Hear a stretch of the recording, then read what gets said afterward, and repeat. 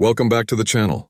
Today we're going to uncover a truth that's been hidden in plain sight for 2,000 years. This isn't another sermon telling you to pray harder, believe more strongly, or wait patiently for God to finally notice you. What you're about to discover might surprise you because it completely contradicts what you've heard from every pulpit, every Sunday school lesson, and every religious authority figure in your life.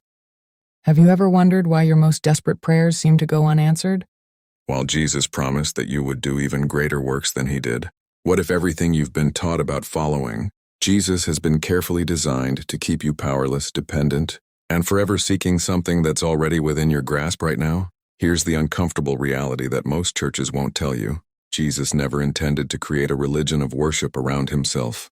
He wasn't building a system where you'd spend your entire life begging an unreachable, divine figure, but scraps of mercy. Stay with me until the end because what I'm about to share will fundamentally shift how you understand everything Jesus actually taught versus what you've been told he taught. But before we begin, please hit the like button and let me know where in the world you're watching from today. It's always fascinating seeing who's joining us from around the world. And if you haven't already, make sure to hit that subscribe button and turn on the notification bell so you don't miss any of our future videos. Think about this for a moment. Every time you've prayed for a miracle, what position were you in? You were likely on your knees, feeling small, confessing your unworthiness, listing your failures, and desperately pleading for God to intervene in your circumstances. Has this ever happened to you? You pray with everything you have, follow every instruction perfectly, yet the breakthrough you need remains frustratingly out of reach. As if there's an invisible wall between you and the divine power you're seeking. What if I told you that this entire approach is the exact opposite of what Jesus was demonstrating when he said, "The kingdom of heaven is within you"? He wasn't speaking metaphorically. When he promised, "You will do greater works than these," he wasn't exaggerating or speaking only to his disciples. He was revealing something revolutionary. That the Christ consciousness he embodied isn't exclusive, isn't distant, and isn't reserved for one perfect human being who lived 2 millennia ago. Jesus came to show you what's possible when a human being recognizes their true spiritual nature. He wasn't saying, "Worship me because I'm special and you're not." He was saying, "Follow me. Learn what I've learned. Access what I'm accessing. Become what I'm demonstrating." But somewhere along the way, that message got twisted into a system that keeps you small, keeps you begging, and keeps you believing you're forever separated from the divine power that Jesus said lives within you.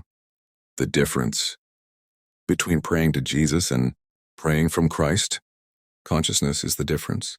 Between remaining powerless and stepping into the same spiritual authority Jesus himself operated from. And what's about to unfold in this video will show you exactly how. Let's talk about what really happens inside your mind. Every single time you pray, you've been conditioned, trained from childhood to approach the divine from a position of absolute powerlessness. You start by rehearsing everything wrong with you. You catalog your mistakes, your failures, your unworthiness. You remind God as if he needs reminding of how broken and incomplete you are. Then from that place of total lack, you beg for intervention. You plead for mercy. You promise to be better if only this one prayer gets answered. This is what I call beggar consciousness. And it's been embedded into your spiritual DNA through years of religious programming. Every prayer service, every altar call, every confession booth has reinforced this same message. You are separate from God. You are unworthy. You are powerless. And your only hope is that an external force might show you mercy if you grovel. Convincingly enough. But here's the hidden truth that changes everything about this journey of spiritual transformation. When Jesus said, "The kingdom of heaven is within you," he wasn't delivering a beautiful metaphor for Sunday morning inspiration. He was revealing the fundamental mechanics of how spiritual reality actually operates. The kingdom isn't somewhere else. It isn't locked behind pearly gates waiting for you after death. It isn't controlled by religious authorities who hold the keys to your salvation. It's within you right now in this very moment. Think about the profound impact of what this actually means. Christ consciousness, the state of awareness where miracles flow naturally, isn't something Jesus possessed exclusively because he was special and you're not. It's your birthright, your true nature, the essence of who you actually are beneath all the conditioning and religious programming that's been layered on top of it. Every time you pray from that beggar mindset, you're making a declaration to the universe about who you believe yourself to be. You're affirming that you're incomplete, that you're broken, that you're separate from divine supply. And here's where it gets really interesting.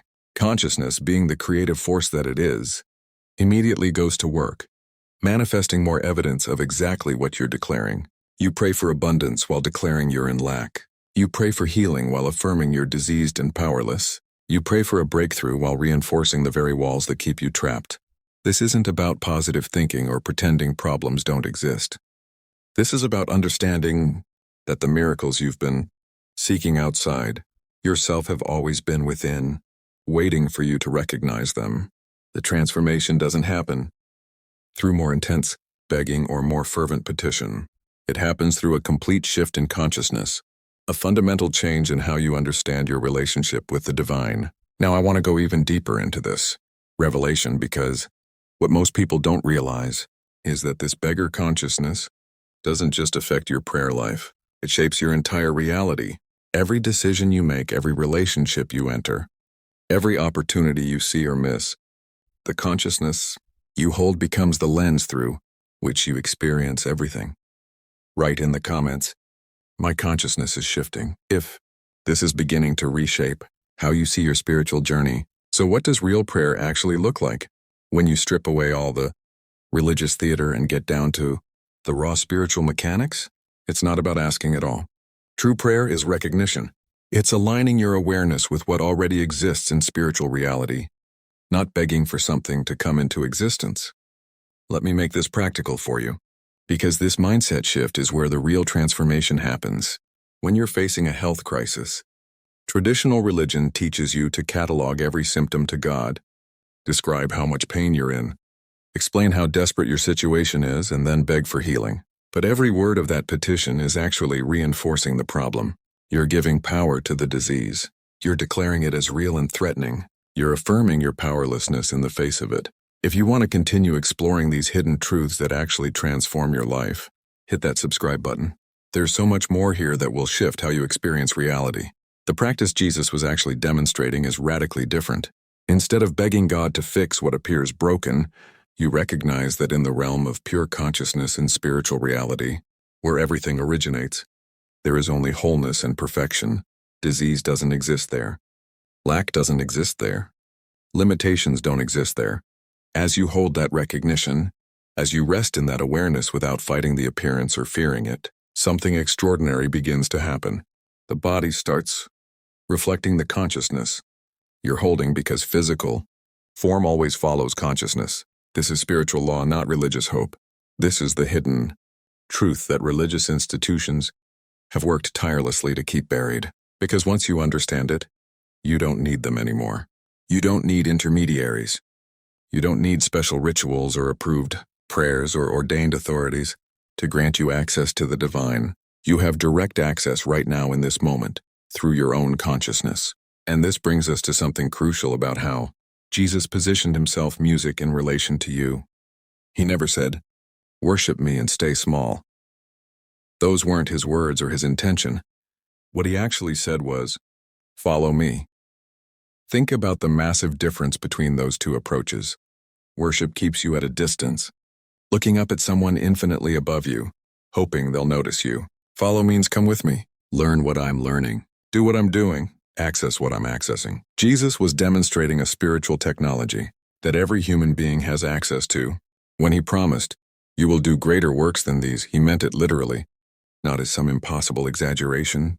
He was showing you the blueprint for how consciousness operates, how miracles manifest, how divine power flows through a human being who understands their true nature. This transformation, from worshiper to practitioner, is exactly what threatens institutional control because awakened people don't need permission to access the divine. The journey from powerless beggar to empowered spiritual being isn't about achieving some special status or becoming holier than others. It's about recognizing what's already true, what's always been true, about who you actually are, beneath all the religious programming. Every decision you make about whether to beg or recognize Whether to worship from a distance or follow into the same consciousness shapes the reality you experience. What happens when you actually begin practicing this recognition instead of petition? When you start following Jesus' example instead of just worshiping his image, the impact on your daily life, your relationships, your health, and your sense of purpose becomes undeniable. But there's something even deeper happening behind the scenes that most people never discover. And it has to do with how consciousness itself operates as the creative force in your life. Drop a comment saying, "I choose recognition." If this distinction between petition and recognition is clicking for you, let me tell you something about the cross that will completely shift your understanding of what Jesus was actually demonstrating. Everything you've been taught about why Jesus died has been carefully constructed to keep you trapped in perpetual guilt and dependency. The traditional story goes like this. God was so furiously angry about humanity's sin that he required a blood sacrifice, and Jesus took the punishment you deserved so you could escape divine wrath. That narrative turns God into a vengeful tyrant and you into a condemned criminal who can only survive through someone else's suffering. But that's not what the cross demonstrates at all. Jesus wasn't appeasing an angry deity or paying off some cosmic debt. He was proving something far more profound about the nature of consciousness itself. He went through humanity's ultimate fear, physical death, and emerged on the other side to show you that your true identity is indestructible. You are not this temporary body that experiences pain, aging, and eventual dissolution. You are an eternal consciousness having a temporary human experience. This revelation changes everything about how you understand suffering, challenges, and what you perceive as problems in your life. When difficulties arise, you're not being punished by a judgmental God testing your worthiness or paying you back for past mistakes. That entire framework keeps you imprisoned in fear and powerlessness. What's actually happening is something much more mechanical, much more predictable, and ultimately much more empowering. You're experiencing the external manifestation of whatever consciousness you've been holding. This is where the real transformation in your mindset begins. Because once you grasp this spiritual law, you realize that changing your external circumstances isn't about manipulating the physical world or convincing God to intervene. It's about shifting the consciousness that's creating those circumstances in the first place. Think of it like this. Consciousness operates with the same consistency as gravity. When you hold an object and release it, you don't have to convince gravity to work or pray that the object falls. It falls because that's how physical law operates. In the same way, whatever you hold in consciousness must manifest in your external experience because that's how spiritual law operates. The external world has no choice but to reflect your internal state. This means that every persistent problem in your life, every pattern that keeps repeating, every limitation you keep encountering, isn't evidence of God's disapproval or proof that you're cursed or unlucky. It's feedback showing you what consciousness you've been operating from. The journey toward transformation isn't about fixing what's outside. It's about recognizing and shifting what's inside because the outside is simply the projection of the inside. Most people spend their entire lives trying to rearrange external circumstances while keeping the same internal consciousness that created those circumstances. They pray for a financial breakthrough while maintaining poverty consciousness. They beg for healed relationships while holding resentment consciousness. They petition for opportunities while reinforcing victim consciousness. And then they wonder why nothing fundamentally changes. Why do the same patterns keep emerging in different forms? The hidden truth behind every spiritual teaching, the revelation that changes the entire game, is understanding that consciousness is the creative force, not your actions, not your circumstances, not external conditions, but the consciousness you hold. This is what Jesus was demonstrating through every miracle, every teaching, every interaction. He was showing you how reality responds to consciousness, how form follows awareness, how your experience of life shifts when your internal state shifts. Right consciousness creates. If this principle is beginning to reshape how you understand the challenges you've been facing, let me share a real story that demonstrates exactly how this shift from petition to recognition works. When you're facing an impossible situation, there was a woman named Margaret who received a terminal diagnosis that doctors labeled incurable. She did everything traditional religion teaches. She attended healing services, had church elders lay hands on her, fasted for days, confessed every sin she could remember, and spent countless hours on her knees begging Jesus to intervene and fix what was happening in her body. Month after month, nothing changed. Her condition continued deteriorating. The despair was overwhelming. Because she'd followed every instruction perfectly, prayed with absolute sincerity, believed with everything she had. Yet the miracle remained frustratingly out of reach. She was exhausted from the journey, depleted from the constant battle, ready to give up entirely. Then something shifted in her understanding.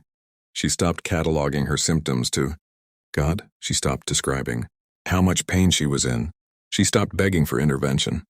Instead, she began practicing something completely different. Every morning, she would sit in silence and recognize one simple truth. In spirit, there is no disease. She wasn't denying the physical symptoms or pretending they didn't exist. She was making a profound decision about what she would give ultimate authority to in her consciousness. The transformation didn't happen overnight like some charismatic miracle story. It unfolded gradually as her internal state shifted. First, the fear dissolved. Then the mental anguish began to lessen. Within 2 months, her doctors were completely baffled to find no trace of what they had confidently declared incurable. But here's what's crucial to understand about what actually happened. Margaret didn't get healed in the traditional sense of an external force, fixing her broken body. She recognized that she'd never been separate from wholeness. The body simply reflected the change in consciousness. This is the practice of presence that changes everything. And it's the exact opposite of what you've been taught prayer should look like. Traditional prayer is you talking at God, presenting your wish list of needs and desires, explaining your problems in elaborate detail, and hoping someone out there is listening and cares enough to respond. You're having a one-sided conversation with a deity you imagine is somewhere far away, separate from you, occasionally intervening if you say the right words or demonstrate enough faith. If this video opens something in your awareness, hit that like button. It helps this message reach others who are ready for it. But real spiritual practice flips that entire approach. It's about becoming silent enough to listen. It's about recognizing that the presence you've been desperately seeking outside yourself is actually the essence of who you are. This isn't some abstract theological concept or poetic metaphor. This is the practical mechanics of how consciousness operates and how transformation actually happens. When you truly grasp that Christ consciousness isn't something Jesus possessed exclusively 2,000 years ago, but is actually your consciousness right now, everything about your spiritual journey shifts. You stop asking for things as if you're separate from the source of supply. You start receiving awareness of what already exists in the invisible realm of spirit. The miracles don't come from outside you. They emerge from within as you align with what's already true in consciousness. The hidden truth behind every manifestation, every healing, every breakthrough is this: physical form follows consciousness with absolute consistency. You can't force transformation by manipulating external circumstances. The impact happens when you shift what you're holding internally and then watch as reality rearranges itself to match that internal shift. Type "I'm listening" now if you're ready to practice presence instead of petition. Now, here's where this gets really interesting, because there's a practice that completely inverts how you've been trained to handle problems. When something difficult appears in your life, whether it's a health crisis, a financial emergency, or a relationship falling apart, your immediate instinct is to fight it. You either physically battle against the circumstances, or you pray desperately for God to remove them. But here's what's happening behind the scenes that you probably don't realize. Every time you fight a problem, every time you focus all your energy on combating it, you're actually declaring that it has power. You're giving it authority over your consciousness. You're affirming it as real and threatening. This is the hidden truth that shifts everything about your approach to challenges. In spiritual reality, in the realm where consciousness is the only actual cause, the problem doesn't exist. It exists only in the realm of appearance, not in the realm of truth. You're not pretending difficulties aren't there or engaging in denial. You're making a profound decision about what you consider to be ultimate reality. The appearance shows symptoms, circumstances, and limitations. But you're recognizing that in pure consciousness, where everything originates, there is only wholeness, abundance, and infinite possibility. This practice requires you to hold two realities simultaneously. Yes, the appearance is here. Yes, the bank account shows 0. Yes, the body is displaying symptoms. Yes, the relationship is fractured, but you refuse to give those appearances the final word about your spiritual identity or the truth of your situation. As you rest in this recognition, as you stop empowering the problem by fighting it or fearing it, something extraordinary begins happening. The circumstances start shifting not because you force them through willpower, but because consciousness is reorganizing itself, and physical form must follow. What makes this even more powerful is understanding where this transformation actually takes place. Every spiritual problem you've ever experienced, every challenge that's kept you trapped, every limitation that's felt insurmountable, exists only when your mind leaves the present moment. Think about this carefully.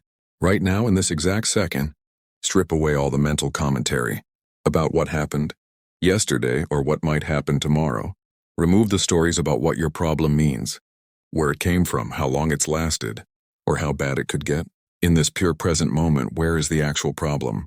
You're alive right now. You're breathing. You're conscious and aware. Whatever crisis your mind wants to rehearse exists either in past regret or future anxiety. But it doesn't exist in this precise moment of now. Christ consciousness is only accessible in the present because the present is the only place that actually exists. Everything else is mental projection, stories you're telling yourself, fear-based scenarios you're imagining. The journey Jesus was demonstrating wasn't about escaping from life's challenges or pretending difficulties don't exist. It was about discovering where real life happens, which is always and only now. Pain might be present in this moment. Physical discomfort might be here, but suffering, the mental anguish that torments you, requires thought about the past or the future. It requires your mind to leave the now and create elaborate narratives about what everything means. Drop "I choose now" in the comments if this revelation about presence is shifting how you relate to your challenges. Understanding presence leads us to something even more foundational, something that's at the root of every struggle you've ever faced. Every problem, every challenge, every miracle you're desperately seeking stems from one single belief that's been operating in the background of your consciousness. Your entire life, it's the belief in separation. You believe you're separate from God, separate from the supply you need, separate from the healing you want, separate from other people who seem to have what you lack. This separation consciousness is what Jesus was actually referring to when he talked about sin. Not in the moral sense of wrongdoing that deserves punishment, but in the original meaning of the word, which is missing the mark of truth. The truth is, there's only one divine consciousness appearing as many temporary forms. The person who betrayed you, the situation that hurt you, the circumstances that disappointed you, they're all divine. Consciousness temporarily forgets itself, exactly as you sometimes forget your true nature. This revelation doesn't excuse harmful behavior or mean you accept abuse. What it does is remove the emotional charge that keeps you imprisoned by past experiences and current circumstances. When you recognize that everything you've been seeking exists right now in consciousness, and you've never actually been separate from it, the entire journey transforms. You're not pursuing abundance, health, or peace as external goals somewhere out there that you have to earn or achieve. You're recognizing they exist in your consciousness this very moment, and your only work is allowing that recognition to become your lived experience. This is where the concept of grace becomes radically different from what religion has taught you. Grace isn't God showing mercy toward undeserving sinners who've gravely sinned convincingly enough. Grace is the automatic flow of divine good that operates the moment.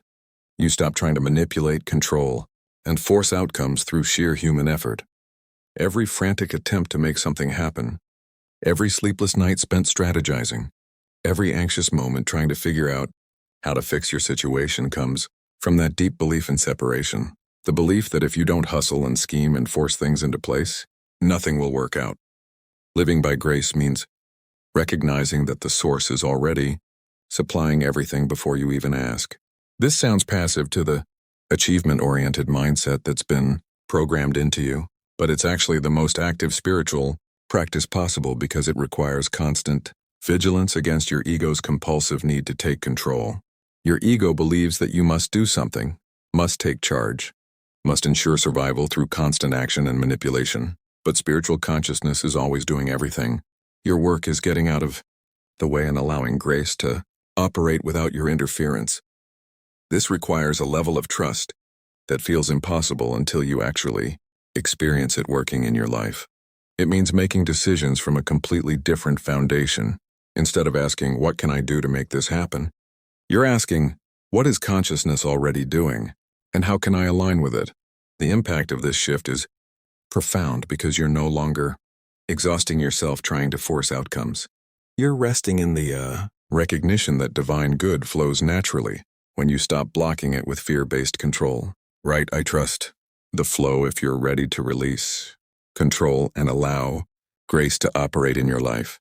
Now here's something crucial that nobody warns you about, and it's the reason so many people abandon this entire practice, right? When it's about to break through, when you first start practicing this shift in consciousness, when you move from petition to recognition, from separation to oneness, from control to grace, your circumstances might actually get worse before they improve. This isn't failure. This isn't evidence that you're doing something wrong or that the practice doesn't work. It's the transition, revealing everything false in your life so truth can replace it. Think about what happens when you stop maintaining illusions through force and control. Everything not built on spiritual truth begins to dismantle. The relationships held together by manipulation start falling apart. The financial structures built on anxiety and fear-based striving begin to collapse. The health patterns maintained by stress and resistance surface more visibly. Most people hit this point and immediately panic. They abandon the practice and return to begging God to fix the chaos, not understanding that consciousness is actually cleaning house. This transition period tests your commitment to truth over comfort, to spiritual reality over familiar appearances. It's asking whether you're willing to let everything false crumble so something real can emerge. The journey through this phase requires trust that's almost impossible to maintain without understanding what's actually happening behind the scenes. You're not being punished. You're not doing it wrong. You're experiencing the natural consequence of consciousness shifting from false foundations to true foundations, and the old structures can't remain standing when the internal support system changes. Some people practice faithfully for months and watch their entire life seem to disintegrate. Marriages hit a crisis point. Businesses start failing. Health declines. Every area that was held together by the old consciousness begins revealing its instability. The temptation to quit, to return to what's familiar, even if it wasn't working, becomes overwhelming. But this is precisely where the real transformation begins to take root. Everything that needs to fall apart is being permitted to fall apart, so you can rebuild from truth instead of continuing to build on false foundations. As you persist through this transition, as you refuse to abandon recognition, even when appearances suggest total collapse, you begin moving towards something profound. You start becoming transparent to divine consciousness. This isn't about achieving some special spiritual status or becoming holier than other people. It's about becoming so established in Christ consciousness, so clear of personal agenda and ego-driven motivation that divine consciousness can operate through you without obstruction. This is the same state Jesus demonstrated, and it's not reserved for ancient prophets or specially chosen people. It's available to you through persistent recognition of what's already true. You don't achieve transparency through effort or technique. You achieve it by continuously releasing everything false until only truth remains. And that process happens naturally as you practice presence consistently day after day, choosing recognition over petition, choosing truth over comfortable illusions, choosing to trust the process even when everything seems to be falling apart. Type, I'm staying faithful if you're committing to this journey even through the transition period. If you're still here with me, you've just taken a journey that most people will never experience because they're too comfortable staying inside the familiar cage of traditional religious thinking. What we've explored today isn't just information that sits in your mind and fades away by tomorrow. This is a transformation waiting to happen in your life. The moment you begin practicing what you now understand, this channel exists to bring you these hidden truths that have been buried under centuries of institutional control, to give you practical spiritual insights that actually work when you apply them. If this resonates with you, if you want to continue exploring the revelations that change everything about how you experience reality. Go ahead and subscribe. There's so much more to uncover together, and I'm committed to bringing you content that shifts consciousness, not just fills time. Drop a comment right now saying, "This message was meant for me," so I know you made it all the way through. I read every single comment. And there's something powerful about declaring your commitment to this path publicly. It anchors the decision in your consciousness and lets me know these teachings are landing where they need to land. And if this video opened doors in your awareness that have been locked for years, hit that like button. It helps this message reach others who are ready for it, people who are tired of begging and ready to start recognizing, individuals who sense there's something deeper than what religion has been teaching them. There's a video right here that goes even deeper into dissolving the blocks that keep you from experiencing what Jesus actually demonstrated.